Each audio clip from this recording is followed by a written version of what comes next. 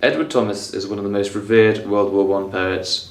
His writing makes clear that enlisting invoked a positive change for him.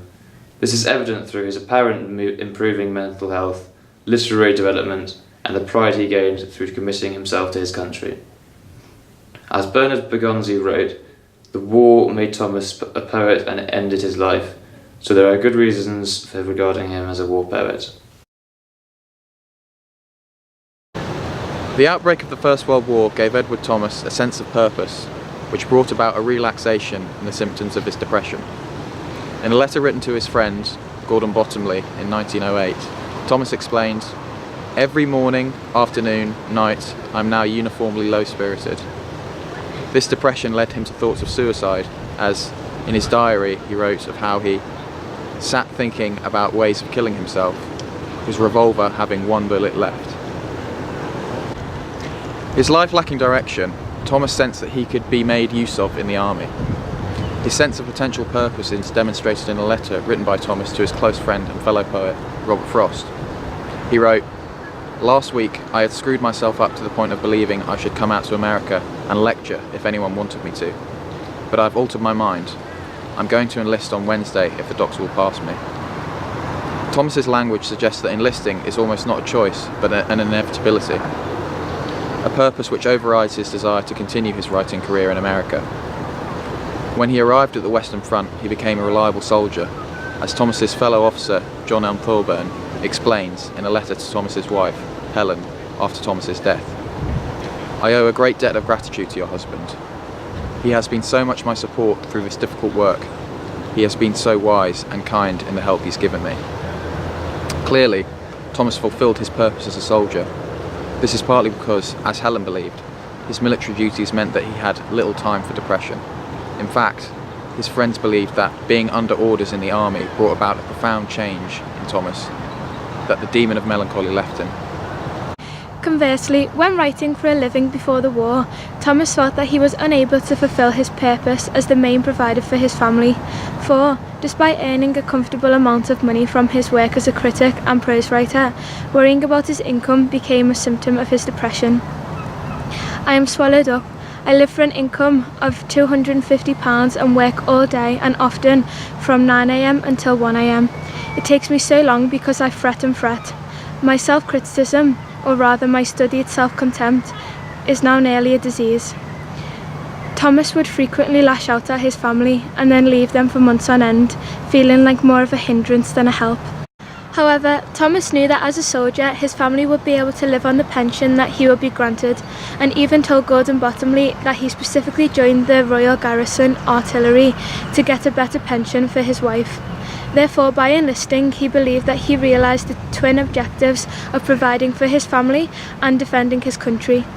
All the while, his depression became less of a presence in his life. This is evident when writing to Frost during his training. Thomas claimed, "I don't believe I often had as good times as I have had, one way and another, these past 13 months. Conventional war poetry tends to lament the tragedy of war, whilst often subversively condemning its overall purpose and questioning what it really achieves. Thomas is unusual in the sense that the war seemed to have facilitated his literary advancement. Prior to his enlistment, Thomas's literary career was limited to critical analysis in prose form. It is evident from the work he produced following his enlistment that this occupation did not allow him to reach his full potential as a writer. Writing critical essays did not allow him to express his true creativity. The outbreak of the war led to a seismic reduction in demand for the critical literary works that Thomas spent his professional life writing. As a result, he now had more time to focus on his poetic works, much of which he wrote during his training period in Hare Hall Camp. However, it was not only after his enlistment that Thomas excelled in his literary works. Although his poetry was only published and received by the public following his death, his biographies and critical essays drew wide attention from the public. Although this work was revered by others, it was not something that made him happy, evident through his ongoing mental health struggles. In a literary sense, enlisting enabled Thomas to find his own literary voice. He developed a writing style which would become characteristic of his works, in particular their colloquial style.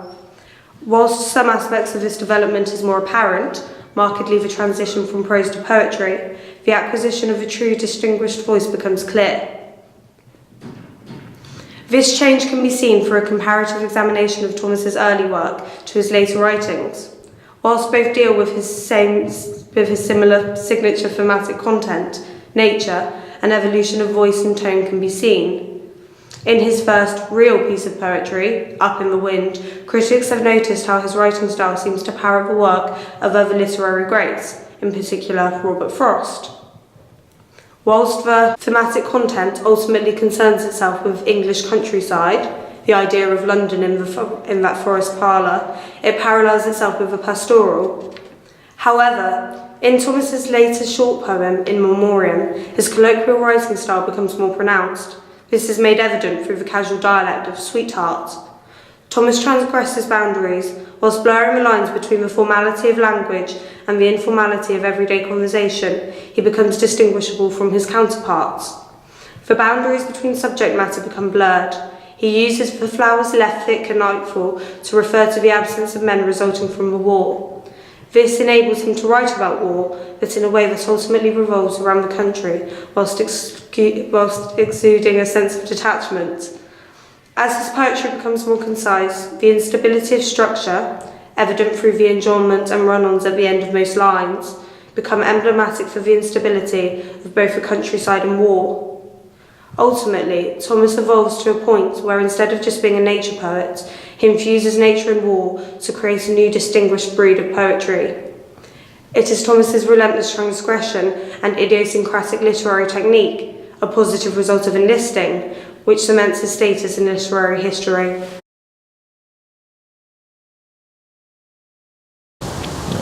The sense of purpose Thomas gained from enlisting was intrinsically linked to his desire to defend his homeland.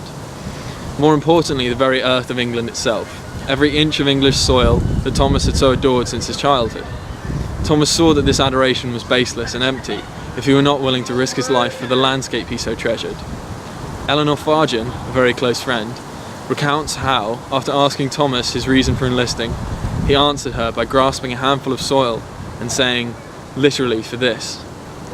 Thomas also wrote in one of his field notebooks on the 26th of August 1914, "It seems foolish to have loved England up to now without knowing it could perhaps be ravaged, and I could and perhaps would do nothing to prevent it." This exemplifies both his commitment to his country and his fear that this commitment might be worthless if he were not willing to risk his life to prevent it from being ravaged. Thomas's common theme of devotion to the English countryside is evident in his poem, As the Team's Head Brass, written at a crucial moment during Thomas's training at Hare Hall Camp, when he made the decision to join the artillery regiment and hasten his arrival on the Western Front. It was posted to Eleanor Fargen and very much positions the war within the English countryside. This poem relates to Thomas's fear of England being ravaged through its imagery of the fallen elm and its comparison to the ploughman's dead mate. Thomas's reasons for enlisting are reflected in the character of the soldier poet and how they are linked to the countryside. "If only I could come back again, I should," which can be read as, "come back again to this very place, as this is all that is worth dying for." The final two lines, "the clods crumble and topple over," relates to Eleanor Fargen's memory of Thomas, and the use of the words crumble and topple carry the weight of mortality, linking the agrarian harmony of the soil with the horror of trench warfare. This shows us that the sense of purpose that so enthused Thomas's writing had its roots in his devotion to the English landscape, and his desire to prove this reverence was not baseless. To conclude, we have shown that enlisting invoked in Thomas a new sense of purpose that benefited his writing. It is undeniable that the war was integral to Thomas's transformation as a writer. This is evident not only in the positive effects to his mental health, but also in his development as a poet and his pride at proving his commitment to his country. The war in fact freed Thomas's mind, and therefore he was able to realise his full potential.